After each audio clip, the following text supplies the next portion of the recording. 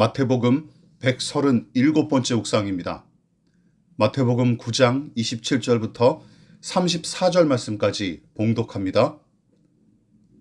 예수께서 거기에서 떠나가실새 두 맹인이 따라오며 소리질러 이르되 다윗의 자손이여 우리를 불쌍히 여기소서 하더니 예수께서 집에 들어가심에 맹인들이 그에게 나아오거늘 예수께서 이르시되 내가 능히 이 일을 할 줄을 믿느냐 대답하되 주여 그러하오이다 하니 이에 예수께서 그들의 눈을 만지시며 이르시되 너희 믿음대로 되라 하시니 그 눈들이 밝아진지라. 예수께서 엄히 경고하시되 삼가 아무에게도 알리지 말라 하셨으나 그들이 나가서 예수의 소문을 그 온 땅에 퍼뜨리니라. 그들이 나갈 때에 귀신 들려 말 못하는 사람을 예수께 데려오니 귀신이 쫓겨나고 말 못하는 사람이 말하거늘 무리가 놀랍게 여겨 이르되 이스라엘 가운데서 이런 일을 본 적이 없다 하되 바리새인들은 이르되 그가 귀신의 왕을 의지하여 귀신을 쫓아낸다 하더라. 본문은 예수님의 치유 사역을 중점적으로 다루고 있는데 그 질병과 장애의 원인이 다양할 뿐만 아니라 치유의 기적이 일어나는 모습도 제각각입니다. 하혈병에 걸린 여인과 본문의 시각장애인 두 사람은 치유와 회복의 은혜를 바라고 적극적인 행동을 취했으나 한 관리의 죽은 딸과 본문의 이 언어장애인은 각각 아버지와 지인들의 도움으로 죽게 나와 기적을 체험하죠. 이처럼 적극적인 태도는 마땅히 진작하고 권면해야 할 신앙의 자세이지만 그것만이 기독교 신앙의 유일한 소망과 해결책은 아닙니다. 내내 적극적이거나 마냥 긍정적일 수 없는 존재가 인간이 아니겠습니까?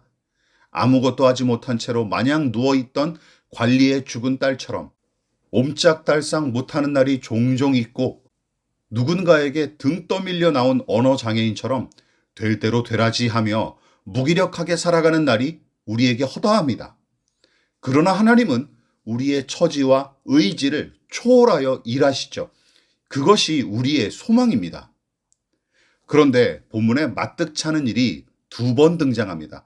먼저 예수께서 시각장애인 두 사람을 고쳐주신 후에 삼가 아무에게도 알리지 말라 하고 엄히 경고하신 일이죠. 게다가 이런 내용으로 말씀하신 일이 처음이 아닙니다. 8장에서 나병 환자를 고쳐주신 뒤에 삼가 아무에게도 이르지 말고 다만 가서 제사장에게 내 몸을 보여라 하고 말씀하셨던 것을 떠올려 보십시오.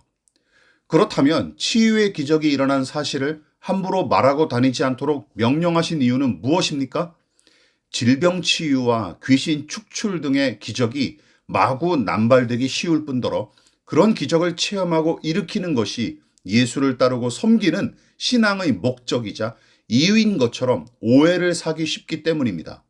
그뿐만이 아닙니다. 소모적인 분쟁과 시비를 일으킬 소지가 다분하기에 자중하도록 경고하신 것이죠. 그런데 마침 본문의 바리새인들이 귀신의 왕을 의지해서 귀신을 쫓아낸다고 비난하며 비꼬는 것을 보십시오. 이 내용은 바리새인들을 비롯한 종교 지도자들이 예수님의 사역을 비난할 때마다 종종 써먹는 단골 멘트였습니다.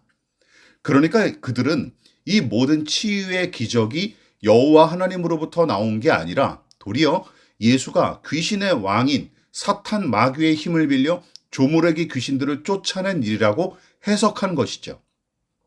마태복음 12장에서 바리새인들이 똑같은 내용으로 비난했을 때는 적극적으로 예수께서 그들의 시비에 맞서 논리를 전개하시지만 본문은 예수님의 반응에 관한 기록이 없는 까닭에 그때까지는 일일이 대응하지 않으셨던 것처럼 보입니다.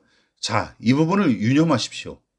제 아무리 복음의 기쁜 소식일지라도 때와 상황에 맞춰 전해야 마땅한 것입니다. 맹목적으로 선포하고 기계적으로 전하는 것이 다 능사가 아님을 명심하십시오.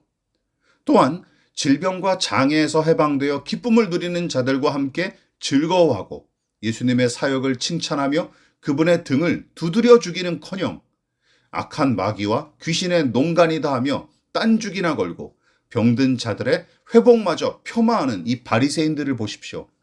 진정 눈멀고 귀먹은 사람은 누구일까요? 그리고 누가 더 마귀 같습니까?